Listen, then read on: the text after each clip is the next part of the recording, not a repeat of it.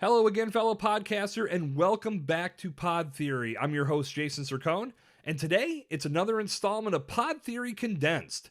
And the topic on the table is the number one thing you need to consider when starting a podcast. Now, there is a laundry list of things that you'll want to think about when you decide to start a podcast for your brand. I've covered many of these on past episodes of Pod Theory. Show name, content theme, release frequency, how much time you can dedicate to your show's production each week, marketing strategy, just to name a few.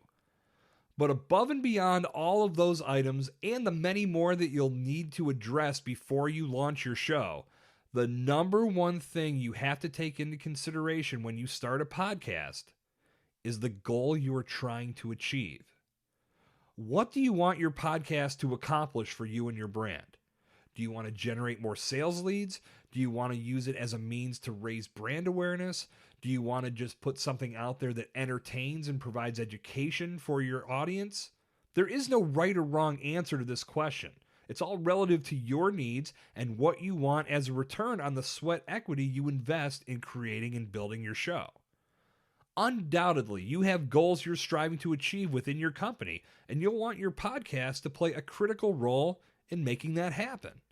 That said, clearly defining the primary function of your podcast as the very first step in your initiatives will ensure the content you publish on this powerful platform will align with the strategies and goals that you have set for your brand overall. You can use your podcast as you see fit, so long as it doesn't serve as a time suck for you and the key players that are helping put your podcast together, and that your podcast doesn't have a purpose.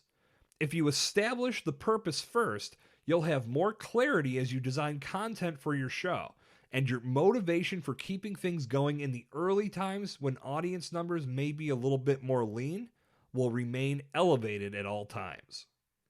And that's going to do it for today's installment of Pod Theory Condensed. Good talk. I'll see you back here tomorrow. This has been Jason Cercone on Pod Theory.